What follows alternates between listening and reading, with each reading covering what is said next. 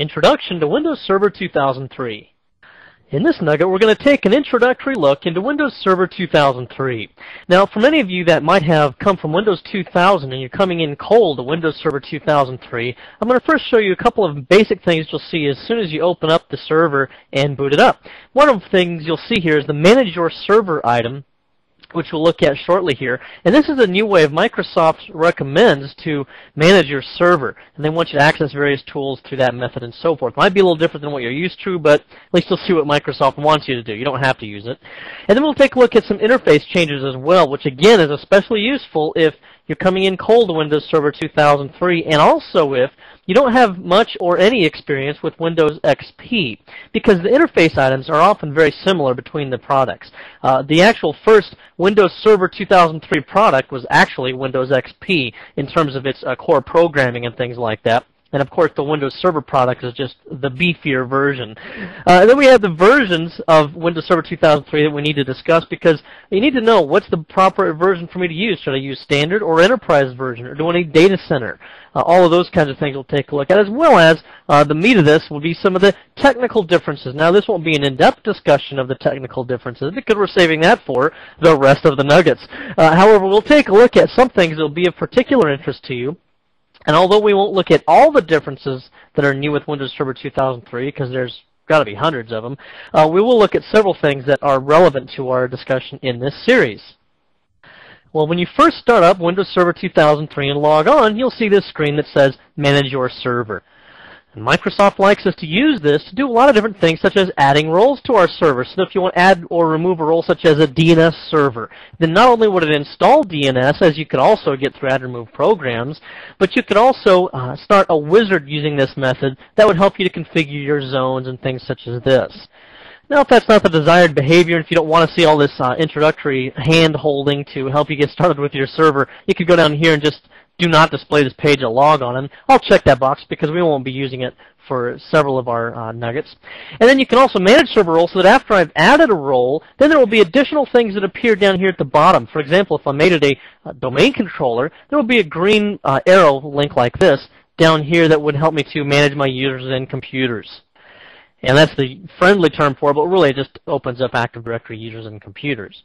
And then over here on the top, you'll see that we can go to the Help and Support Center. By the way, the Help and Support Center is excellent in Windows Server 2003. And you might remember in previous versions of Windows, if you needed help, the last place you go was the online help, because it just gives you very rudimentary information. But this is actually excellent help, and you can also get to the Help and Support Center on the Start menu, of course. The interface with Windows Server 2003 is much like Windows XP, as I mentioned earlier. However, this Manage Your Server item here will give you a bunch of additional tools that you don't have, of course, with XP, such as various administrative tools. If I click on that, you'll see that that's the same administrative tools that I would have also gotten on the Start menu, which we'll address in more detail shortly. And there's an Administrative Tools item here, and you can see all the various items that are available to us. It's just the same thing, just a different way of showing it to us. Opens it up in a window. Then we can look at more tools, which is very useful. This actually comes out of the page of the Help and Support Center. And from here we can take a look at, for example, the command line reference tools. There are a lot more command line tools available now than we've had in previous versions of Windows. And although you might not need to use 80 or 90% of these most of the time, boy, when you need one, you click on this and you can see a lot of different tools that are available to you, many of which are carried over from previous versions of Windows, and many of which are new and very, very useful. Now let me go back up here where I skipped a minute ago, and that's the Help and Support Center tools, where you can view, again, stuff that's also available through other information. So I could go to My Computer Information, and then I could just view general information about this computer, which takes you basically to the property information that you would see if you right-clicked on the computer and chose Properties, but it also gives you additional information, such as the kind of hardware that is in this machine. So it gives you a lot of different information for this, very easy to read, and so forth. And if we return to My Computer Information, then we see that there are several other self-explanatory links that appear here. And I'm not going to exhaust all of these. You can find these on your own. But let me just point out that one thing I think you'll like about them is that it really easily summarizes a lot of detailed information into a single page of information for you. And it's not information you couldn't get otherwise through other system tools that are included in Windows Server 2003 or through Resource Kit tools. However, you have to dig up those pieces of information one at a time, and you got to collect them all and figure out a way to summarize them all altogether. This does it for you within a single interface, and it's much easier that way. And then you can view advanced system information as well here. And one thing I like about all of these things, and these are also, I think, self-explanatory, is that you can view information on another computer, and that way if I want to do this, for example, I have a computer named .NET on my network, I can look at its computer information remotely, and that's very useful information, obviously, as well. Now, as we go into our more tools item here, let's also take a look at Windows Interface Administrative Tool Reference, which we see here. And again, this is similar to the command line reference up here. It's just that, again, it gives us an alphabetical listing for various tools we might use, some that you might recognize, Active Directory users and computers, for example. And that one just gives us information about it and allows us to open it. Very basic. You probably will just use the start menu for that kind of thing, however. Then you can look at various tools by category, and this is going to be useful because there's so many new tools here in Windows Server 2003, and you might not need to use them, but if you're having trouble with, for example, Active Directory problems, you might just go to Active Directory Management Tools and see if there's something in here that might be able to help you. And so it's a very easy way to sort through those kinds of tools, and you see several others here as well. Windows support tools as well are very useful, and these tools will appear to you in a help file, suptools.chm, which is the standard help file format. Now let me point this out as well. You notice that in our entire Help and Support Center here, we're not looking at the standard CHM type file. Microsoft is moving towards a web-based or XML-based format for showing us not only administrative tools in many instances, but also even the Help Center here. And this one just simply happens to use the legacy CHM file format, but what you can do is to install Windows Support Tools from the start, or rather from this system CD, and it's going to be located under the Support Tools subdirectory, and there's an MSI file there that you can use to install, and you see right here, Support Tools, the name of the MSI is suptools.msi, and it installs a lot of really good tools for you as well. Then there's Windows Resource Kit tools as well, which are available. And these are available through the Windows Deployment and Resource Kits website, and you can go there as necessary. So that takes us through the Help and Support Center. You see that there's a lot here that we can now go to. Let's go back to the home page, and this is very useful because you'll go through this and you'll find out where did I get started here. Just click back to home, and then it actually takes you to the main Help and Support Center page that you would have also seen if you had clicked on Help and Support Center on the Start menu. And then back in the Manager Server item, we see there's Windows Update. You'll also see this little globe icon down here. This is not that much different than Windows 2000. We will look at some major differences with the software update services later in our series here. But you can just specify whether or not it's going to use automatic updates. And then we'll look at later on at how we can adjust these things through software update services. But you just click on Next here, and then you say, yes, I want to keep up to date, no, I don't. And the rest of this, I think, is self-explanatory, and you've seen enough about this in Windows 2000 to be able to get the idea here. Like I said, later on we'll use software update services, so I'm not going to use the automated update settings here for the time being, and we'll just get rid of the globe so it doesn't annoy us anymore down there. Now you'll also see that we have the computer domain name information, and this is just the system properties that opens up to the computer name tab, and I think you're very familiar with that from Windows 2000. And this is all mostly the same, so there's not much need to go into that for the time being. However, the Internet Explorer Enhanced Security configuration is of use to us because it approaches a security perspective that's different from previous versions of Windows, and that is, in previous versions, Microsoft opened most everything up, and then if administrators got nervous about a certain security issue, they would start to close things down. Well, now Microsoft pretty well locks down most of Windows, and then if you want to make something available, then you open it up. And you see if you open up Internet Explorer Enhanced Security Configuration, that really just opens up the initial web page, and then it gives you introductory information here. And it pretty well locks down things such as certain scripting kinds of things, certain Java applet kinds of things that could take place that potentially could open up security vulnerabilities in the future. Well, you can avoid this message from being read in the future if you don't want to see this anymore, but that's basically what it's telling you, is that you can use the browser to look at basic information, but you cannot use it to look at more elaborate web pages that might require certain kinds of scripts to run and things like that.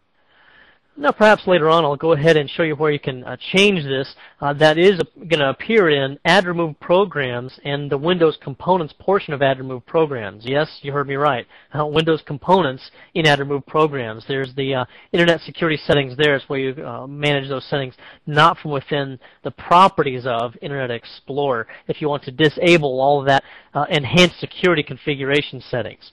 Now you probably don't need to do that on many of your servers unless you also use it as a workstation on a part-time or full-time basis. And then let's conclude to manage your server interface here with just pointing out that down at the bottom you have resources for other information about Windows if you need it. Now let's also take a look at some interface changes with Windows Server 2003. Now if you're familiar with XP, then you'll notice that some of these things are similar. Actually, most of the interface is similar. The other thing is, the things I'm going to show you here are nothing that you couldn't figure out on your own, but I want to get us a jump start, especially if you haven't messed around with Windows Server 2003 much yet, because some of the things could be in a different location that might catch you by surprise. First of all, you'll notice that several things here are definitely in a different location because they don't appear anywhere. I mean, where's my computer? Where's my network neighborhood, network places, all that kind of stuff. Those things just don't appear here anymore.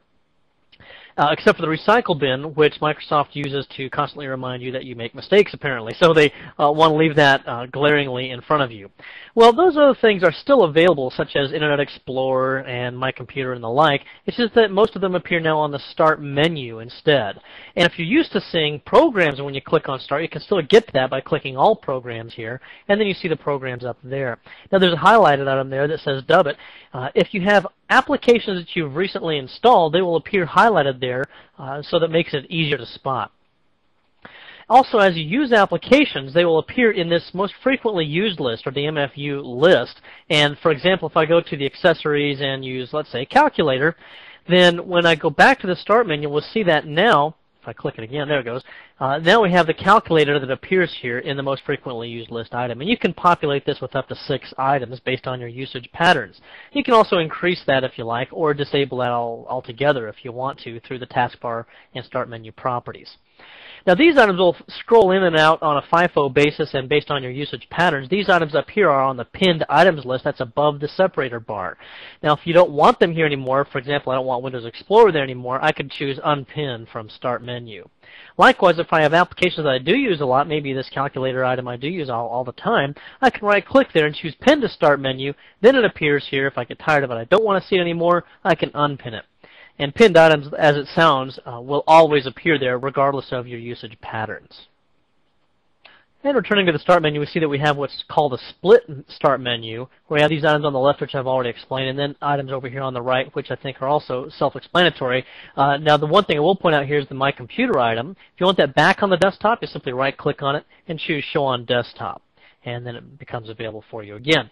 Also, My Network Neighborhood or My Network Places will appear on this list as well if you like by adjusting the Start menu and taskbar properties, and you can also right-click on it and choose that same option to appear on the desktop.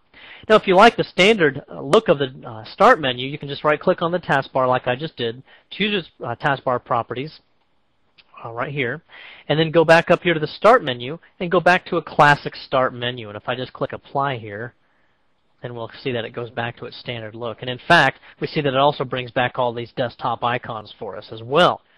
Or in our case, we'll just go back to our default Start menu, which is the Start menu that is the Windows XP style, which is what they even show you here. It gives you the Fisher-Price colors and all that. Oh, by the way, you don't have this theme for Windows XP here on Windows Server 2003, but if you start the Themes service, and I'll leave you on your own with that, start the Themes service under the Services item on the Administrative Tools on the Start menu, then you can get these if you really want them. So with those turned on there, then, with going back to the standard Start menu, you can also go to the Customize button that you see in the middle of the screen here, and then you can do things such as adjust the number of programs on the Start menu, and that really applies to this item here, where it shows the number of items that appear in this list. And if you want to, you can also clear the list, and you see that it, of course, will clear the list. Then we can go to the Advanced item, which allows us to show various additional items on the Start menu and whether or not they appear as a menu, which means that it would open up as a flyout item, such as the control panel here, or whether or not we wanted to go ahead and show it as a link, which would open it in a window or not display the item at all. And you can go through these on your own as well and look at the various other options that are available to you. Now, similar to the most frequently used items on the Start menu, which we saw earlier, which I've already cleared out now, we also have the most recently used documents, and you can list those as well. And those would be something that appears right here for most recently used documents. All right, let's go ahead and take a look at some other items briefly up here on the taskbar. And you see here we just have very similar items that we've had in the past, standard items. We do have the quick launch still available to us, and that it does appear by default. However, there are a couple of new things I'll point out. Group similar taskbar buttons is very useful, especially if you do something like open up a bunch of Internet Explorer windows. Then notice that it bunches them all into a single item on the taskbar instead of filling this whole thing up in illegible items. And then to close it, you can simply right-click and choose Close the Entire Group. And that's something that's a new add-on that you might like quite a lot here. And that's nothing new that we don't have in Windows XP. There's also Hide Inactive Icons. That appears for the notification area, and you see the little double arrow item there. What happens is items that you don't use very often in that notification area will become covered up, and then you can click the button here to make them appear again as you like.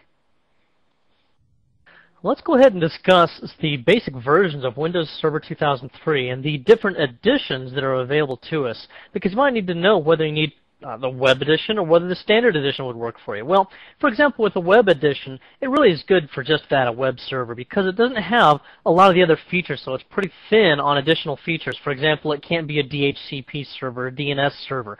Those kinds of services aren't available. It can't be a domain controller. So those kinds of things are possibly important to you. And that's not usually too big of an issue with a web server because you don't want it to be a domain controller anyway, but it can belong to a domain, and with 2 gigabytes of RAM and with 2 processors, it's going to have plenty of processing power and memory for any web server. Plus, at a price point of less than $1,000, it's about right. On the other hand, if that's not what's going to meet your purposes, you can upgrade to Standard Edition. And the Standard Edition, for example, would be a very good general-purpose server. Most of your domain controllers will probably be Standard Edition. They will offer the services such as DHCP, DNS, WINS, and so forth. And like I said, it's a domain controller if you want. General-purpose file and print services. And these will probably be the most commonly found servers out there for Windows Server 2003 product line. You can support up to 4 processors on these and up to 4 gigabytes of RAM. So now let's move up to the Enterprise Edition. Now the Enterprise Edition allows you to use up to 8 processors and 32 gigabytes of RAM on a standard x86 Intel architecture, or you can go up to 64-bit processing and get up to 64 gigs of RAM using something like the Intel Itanium processor.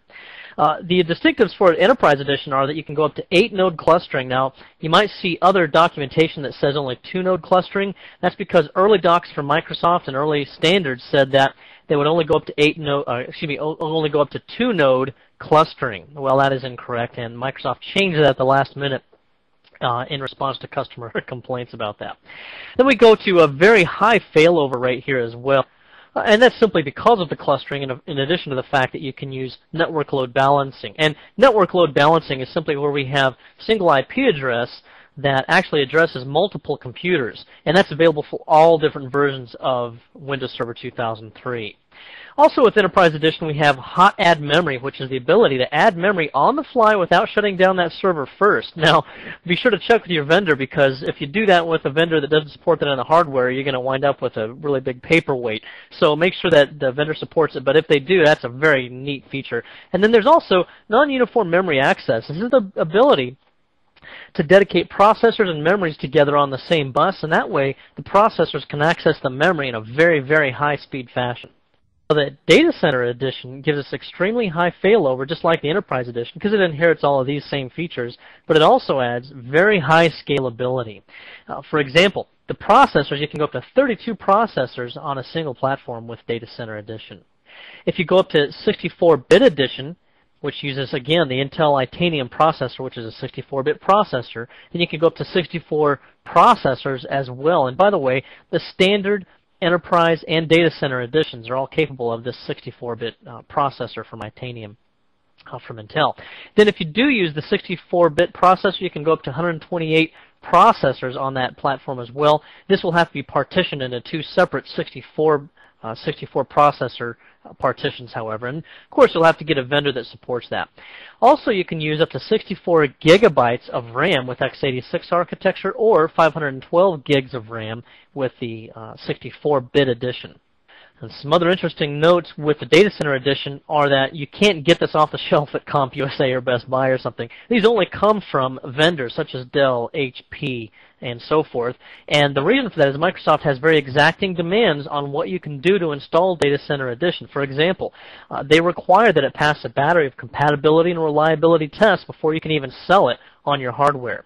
Also, any device drivers that you use have to be certified and digitally signed by Microsoft, and you also have to not make any unauthorized hardware changes to the server, and you have to agree to that as a customer.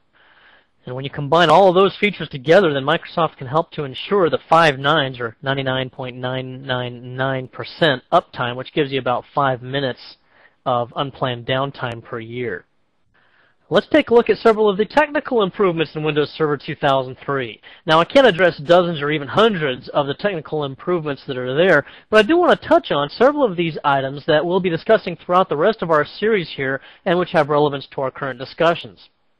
Now, the first Active Directory issue is really two things. It has to do with global catalogs and universal groups. And with Windows 2000, what would happen is if a user tries to log on to a domain controller that's not a global catalog in one site, and maybe this is a small branch office connected with a WAN link to a larger main office where it has a domain controller that is also a global catalog. Well, when this user tries to log on to this domain controller, the domain controller says, well, I'm not a global catalog, and I need to find information out about your universal groups because you might have relevance to other domains within our organization. And since I only know my own domain, I have to have a global catalog to tell me that other relevant information. Well, what would happen is it would have to transmit a request across the network to find that information out from this global catalog server. And if the WAN link was down or otherwise unavailable for some reason and the user tries to log on, because this domain controller can't get information from that global catalog, the logon attempt is denied. Well, with Windows Server 2003, we now have a mechanism called Universal Group Caching, so that when the connectivity here is available, and the first time a user tries to log on to this Windows Server 2003 domain controller, it will pull universal group information out of the global catalog and cache it locally on this domain controller. That way, when this WAN link is unavailable for some reason, users can still log on because we have cached universal group information there. With DNS, remember that in Windows 2000, when you had an Active Directory integrated zone, it replicated to all of their domain controllers that were also DNS servers, and that was kind of a large scope of replication. Well, now we can even make that larger if we want to, and we can replicate it to all domain controllers throughout the entire forest. And we have that flexibility now with DNS to control the scope of the replication. Also, we have stub zones, and stub zones are simply bare essentials that are necessary to find the authoritative name service for a child domain so that we don't have to have an entire secondary zone on a DNS server, and we can reduce our replication traffic that way. And we can also use conditional forwarding so that if we have a specific namespace, let's say cbtnuggets.com, that we know that we have to resolve to frequently, and yet we don't have a primary, secondary, or Active Directory integrated zone for that particular namespace, then we can simply conditional forward those requests to a known DNS server that does host those spaces authoritatively. And then using system recovery, we now have some new mechanisms as well. For example, the backup utility is still NT backup, and at its core it's basically the same, but we now have an additional service called the volume shadow copy service. This allows us to back up even files that are locked open by users who currently have them open. And in addition to that, we also have automated system recovery in the NT backup function, and this allows us to use that backup to restore an entire machine to its original state at the time of the backup. And you can do this even after you do a totally clean install by formatting the partitions and installing Windows Server 2003 clean. Well, using ASR, we can restore all the services that we had running, absolutely everything that was relevant to that machine at the time, without having to rebuild everything. We also have remote assistance, which is a little bit more of a help desk function, but it's still available in Windows Server 2003, and that allows you to remotely control another user's machine, or just to observe what that user is doing, and then to help them in a help desk kind of scenario. And then there's remote desktop, which is probably more relevant to our purposes, This allows us to completely use a remote machine, including its entire desktop, as if it was a terminal server. And really, remote desktop is kind of a baby terminal server.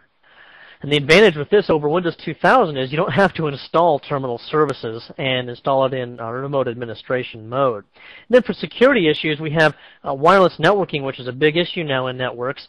We can do some things to help tighten that down, as well as to configure how all of our wireless clients connect to the network. And we also have the Baseline Security Analyzer, which was available in previous versions of Windows as well, but it's still available here, and we'll show how to look at that, as well as how to use the Software Update Service, or SUS, and that is new here, and that helps us to make sure that all of our servers and clients are up to date with the latest security patches and fixes. And then Group Policy now allows us to use tools such as GP Result and RSOP, or Resultant Set of Policy, to accurately determine which policies apply to a specific user or computer, and we can also predict what will happen if we make any changes. In this nugget, we took an introductory look to Windows Server 2003. We started off with looking at the Manage Your Server item, which appears when you first log on to a new installation of Windows Server 2003. Microsoft likes us to use that to, of course, manage the server as well as to install additional services. You can also use that to access various tools and to look at certain help items in the Help and Support Center. Then we looked at the interface items that are available as well. Now, this is nothing you couldn't have figured out on your own, but we got a head start on it, especially if you culled the Windows Server 2003, and we hopefully will avoid any unpleasant surprises in locating things there by looking at the interface first. Then we looked at various versions of Windows Server 2003 and their capabilities so that you can pick out which one would best suit your needs for various purposes. And then we looked at technical differences as well, such as things relating to Active Directory, DNS, system recovery, remote assistance, remote desktop, and security. I hope this has been informative for you, and I'd like to thank you for viewing.